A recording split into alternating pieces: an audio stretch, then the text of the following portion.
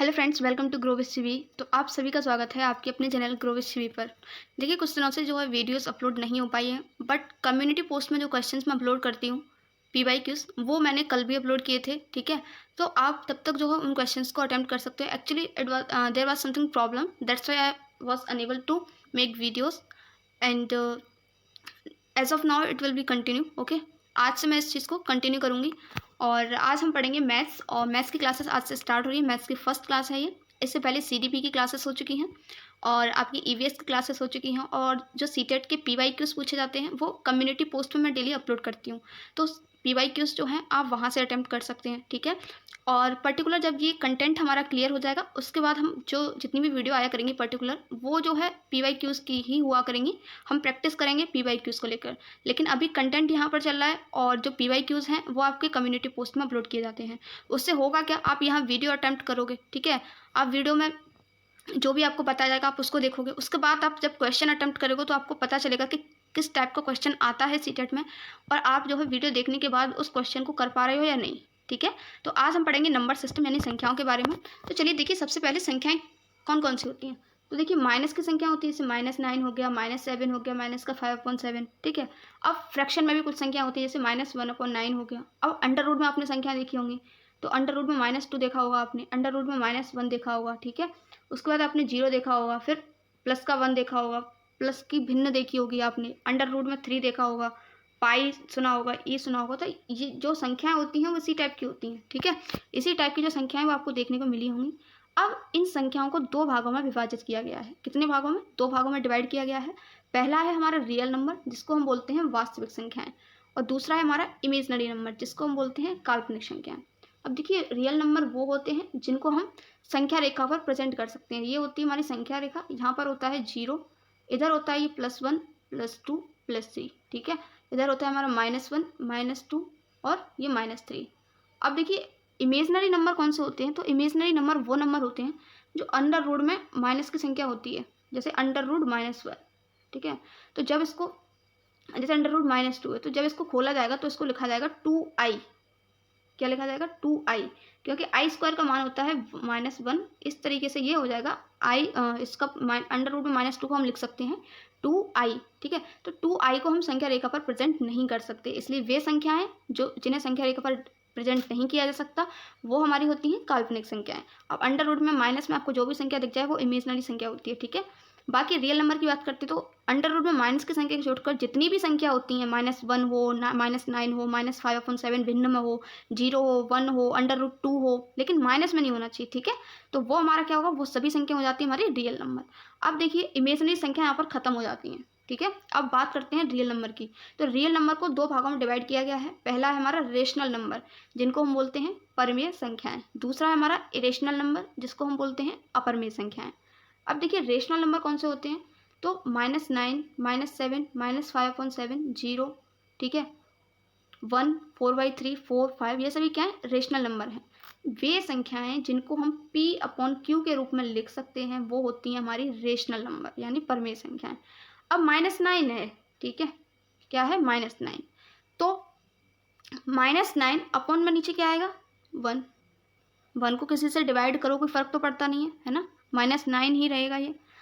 अब इसको हम P/Q हो गया, ये हो गया P और ये हो गया हमारा Q। ठीक है, अब -5/7 ये तो P/Q के रूप में है ही। 0, इसके नीचे 1 लगा तो कोई फर्क पड़ेगा नहीं पड़ेगा, ये भी P/Q के रूप में हम लिख सकते हैं। तो वे सभी संख्याएं जिनको हम P/Q के रूप में लिख सकते हैं, but Q does not equals to 0, यानी कि Q इक्वल्स टू 0 नहीं होना चाहिए। ठीक है, Q बराबर 0 नहीं होना चाहिए। क्यों? क्योंकि अगर आप 4/0 रख दोगे तो ये क्या हो जाएगा, इन्फिनिटी। जब 0 का किसी में डिवाइड करते हैं तो वो हमारा हो जाता है इन्फिनिटी। ठीक है, इस तरीके से वे संख्याएं जिनको P/Q के रूप में लिख सकते हैं वो होती है हमारी परमेय। अब बात करते हैं अपरमेय की। तो अपरमेय इसकी जस्ट उल्टी होती है, जैसे पाई। अब पाई तो आप सोच रहे होंगे पाई का मान 22/7 होता है, तो 22 ये पाई तो P/Q के रूप में लिखी जा सकती है, इस तरीके से परमेय संख्या होनी चाहिए। नहीं, पाई का मान आपने ये भी देखा होगा 3.14। ठीक है, तो जो पाई होती है उसको हम अपरमेय संख्या कहते हैं। इस चीज़ को आप याद रखिएगा, ये सीटेट में आया हुआ है। ठीक है, तो क्या होता है कि लोग भूल जाते हैं क्योंकि उनके माइंड में वो रहता है कि पाई इक्वल्स टू 22/7 होता है, तो पी अपॉन क्यू के रूप में हम लिख सकते हैं। ठीक है, तो पाई क्या है, एक अपर में संख्या है, ई एक वैल्यू होती है, इसका मान 2.718 होता है, तो ये भी हमारी कैसी होती है, अपर में संख्या। नेक्स्ट √2, यानी अंडर रूट में जितनी वैल्यू होती हैं वो सभी कौन सी होती हैं, अपर में संख्या होती हैं। और इन्फिनिटी, ये सभी किस में आती हैं, अपर में संख्या में आती हैं। अब देखिए अपर में संख्या जो होती है उसमें आपको 3 चीज़ याद रखनी है। पाई एक अपर में संख्या है, ई भी एक अपर में संख्या है, और अंडर रूट में जितनी भी संख्या होती हैं, √2 हो, √3 हो, √5 हो, वो सभी अपर में होती हैं। और इन्फिनिटी, ये 3-4 चीज़ें आपको याद रखनी है। ये चारों कौन सी होती हैं, इरेशनल नंबर होते हैं, यानी कि अपर में संख्या होती है। अब अपर में संख्या यहाँ पर खत्म हो जाती हैं। अब बात करते हैं रेशनल नंबर यानी कि परमेय संख्या। तो परमेय संख्या को 2 भागों में डिवाइड किया गया है। बहुत ही इंपॉर्टेंट, मोस्ट इंपॉर्टेंट चार्ट है ये। ठीक है, अगर ये आपको अच्छे से समझ में आ गया ना, आप मैथ्स में जितनी भी बेसिक चीज़ें होती हैं उनको कर पाएंगे। ठीक है, अब देखिए रेशनल नंबर एंड परमेय संख्या को 2 भागों में बांटा गया है। फ्रैक्शन, ठीक, फ्रैक्शन, या हम इसको बोल सकते हैं नॉन इंटीजर, जिसको बोलते हैं हम भिन्न। ठीक है, ये तो सबको पता होगा भिन्न क्या होती है, जिसको हम पी अपॉन क्यू के रूप में लिखते हैं, वो हमारी भिन्न होती है। ठीक है, कोई एक पार्ट, जैसे कि -5/7, -4/7 और 4/3, ये सभी क्या है, फ्रैक्शन है, यानी कि भिन्न है। और दूसरा पार्ट है इसका इंटीजर, यानी कि पूर्णांक। अब पूर्णांक में देखिए यहाँ पर बच्चों को कन्फ्यूजन होता है, इसलिए यहाँ पर देखिए इंटीजर क्या होते हैं। यहाँ पर थोड़ा ये सॉरी गलत लिखा हुआ है, इंटर हो गया है, इंटीजर बोलते हैं इसको। ठीक है, इधर सही लिखा हुआ है, ये नॉन इंटीजर में देख सकते हैं आप। तो माइनस की जितनी संख्या होती हैं, 0 और प्लस की जितनी संख्या होती हैं, वो सभी किस में आती हैं, पूर्णांक में आती हैं। 0, 1, 2, 3, -1, -2, -3 और 0, ये सभी संख्या किस में आती हैं, पूर्णांक कहते हैं इन सभी संख्याओं को। ठीक है, आप कोई पूछे कि इंटीजर क्या होते हैं, पूर्णांक कौन कौन सी संख्या होती हैं, तो आप क्या बताओगे, माइनस की संख्याएं, 0 और प्लस की जितनी संख्या, तो सभी किस में इंक्लूड होती हैं, पूर्णांक में। अब देखिए पूर्णांक यहीं पर पूर्णांक को भी 2 भागों में डिवाइड किया गया है, और जो फ्रैक्शन होती है नॉन इंटीजर उसको भी 2 भागों में डिवाइड किया गया है। ठीक है, तो पहले हम फ्रैक्शन को देख लेते हैं। तो फ्रैक्शन को 2 भागों में डिवाइड किया गया है, बहुत ईजी है। एक नेगेटिव फ्रैक्शन, दूसरा है हमारा पॉजिटिव फ्रैक्शन, यानी कि नकारात्मक भिन्न और सकारात्मक भिन्न। अब देखिए जो जिसके आगे माइनस साइन लगा होगा वो हमारी होगी नेगेटिव फ्रैक्शन, और जिसके आगे प्लस होगा वो होगी हमारी पॉजिटिव फ्रैक्शन। 4/3 पॉजिटिव, और यहीं अगर -4/3 होगा तो वो हो जाएगी हमारी नेगेटिव। ठीक, क्लियर। अब नेक्स्ट पॉइंट इंटीजर यानी पूर्णांक को देख लेते हैं। तो पूर्णांक को भी 2 भागों में डिवाइड किया गया है। पहला है हमारा नेगेटिव इंटीजर, इस चीज़ को यहाँ पर देखिए याद रखना।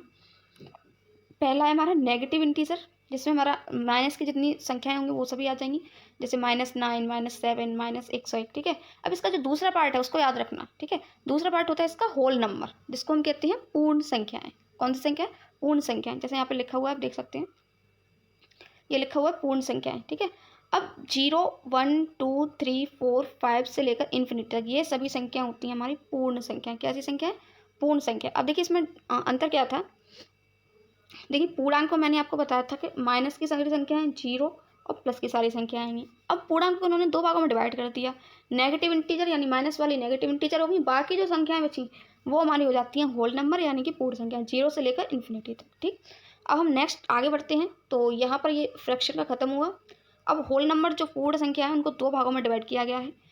पहला 0 अलग हो जाता है इसमें से, और दूसरा होता है हमारा नेचुरल नंबर, जिसको हम कहते हैं प्राकृतिक संख्याएं। कौन सी संख्या है, प्राकृतिक संख्याएं। तो 1 से स्टार्ट होती हैं ये, और कहाँ तक जाती हैं, इन्फिनिटी तक। तो वे संख्याएं जो 1 से स्टार्ट होती हैं और इन्फिनिटी तक जाती हैं। देखिए इन्फिनिटी का मतलब होता है अनंत हिंदी में, अनंत मतलब जिसका कोई एंड ना हो, कोई अंत ना हो।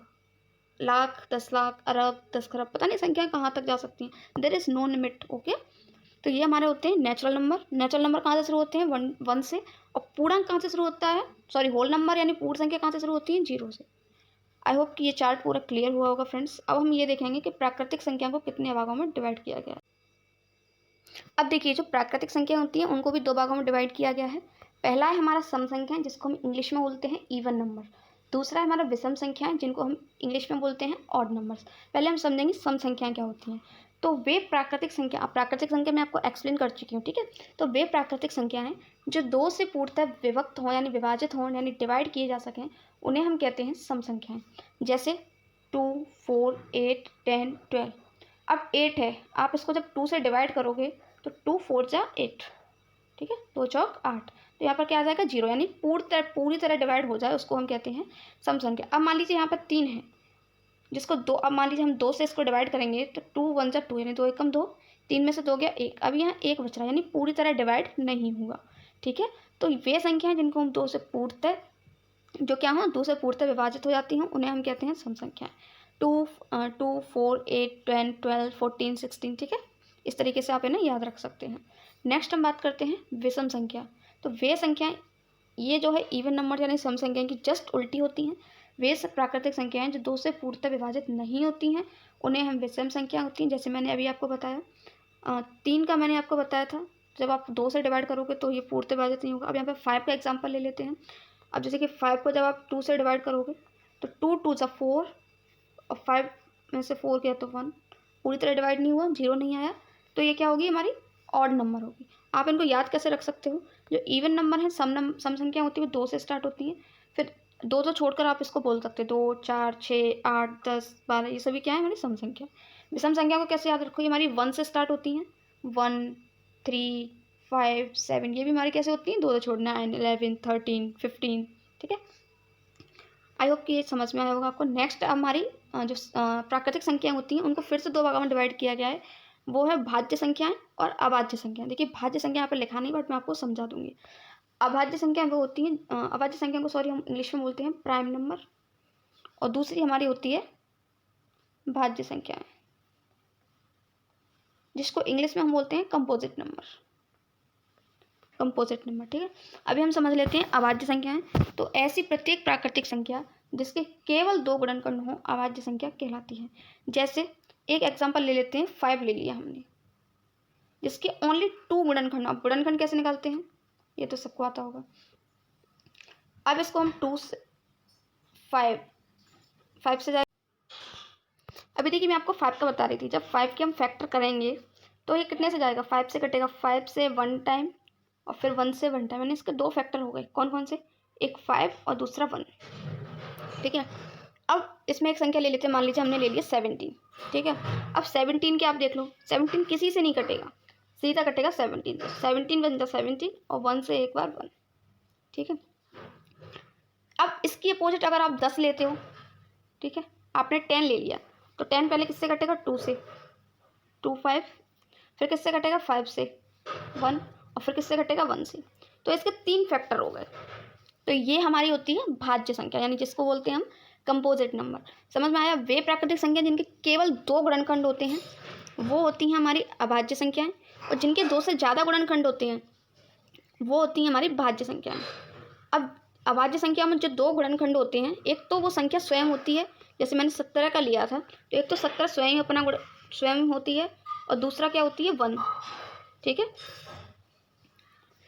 तो याद रखना जिसके 2 गुणनखंड होते हैं वो अभाज्य और जिसके 2 से ज़्यादा होते हैं वो भाज्य। अब देखिए ये क्वेश्चन बहुत बार पूछा गया है, याद रखिएगा। सबसे छोटी अभाज्य संख्या कौन सी होती है, यहाँ पर लोगों को कन्फ्यूजन होता है, इसलिए सबसे छोटी जो अभाज्य संख्या होती है वो होती है 2। कितनी होती है, 2। कई बार क्वेश्चन आया हुआ है, याद रखिएगा। आज हमारा जो नंबर सिस्टम होता है, संख्या पद्धति, वो हमने पूरा क्लियर कर लिया। रियल नंबर क्या होते हैं, इमेजिनरी नंबर क्या होते हैं, नेचुरल नंबर क्या होते हैं, प्राकृतिक संख्याएं, पूर्ण संख्याएं क्या होती हैं, परमेय संख्याएं क्या होती हैं, अपरमेय, अभाज्य, भाज्य संख्या, सम संख्या, विषम संख्या, पूरा आज हमने ये अपना नंबर सिस्टम ख़त्म कर लिया। अब हम आगे देखेंगे। ठीक है, आगे कुछ न्यू टॉपिक पढ़ेंगे मैथ्स में, जो कि पेपर 1 में पूछा जाता है। आई होप फ्रेंड्स जो भी जितना भी आपको समझाया गया है समझ में आया होगा। स्टिल आपको अगर कोई क्वेरी है, कुछ भी समझ में नहीं आया तो कमेंट सेक्शन में कमेंट कर सकते हो, या फिर आप कोई ऐसा टॉपिक जिसको आप जो आपके समझ में ना आ रहा हो, आप उसको चाहते हो तो वीडियो में कमेंट कर सकते हो। नेक्स्ट वीडियो में वही टॉपिक आपको प्रोवाइड किया जाएगा। Thank you so much for watching this video. Till then have a great day. अब देखिए, अब हम देखेंगे, मैंने आपको बताया प्राकृतिक संख्याओं को भी 2 भागों में बांटा गया है, सम संख्याएं और विषम संख्याएं। ठीक है, तो पहले सम संख्याएं जिनको हम इवन नंबर्स बोलते हैं उनको देख लेते हैं। ठीक है, तो इवन नंबर्स यानी वे संख्याएं जो 2 से पूर्णतः क्या हो जाती हैं, विभक्त हो जाती हैं, यानी कि विभाजित हो जाती हैं। Sorry, what is happening.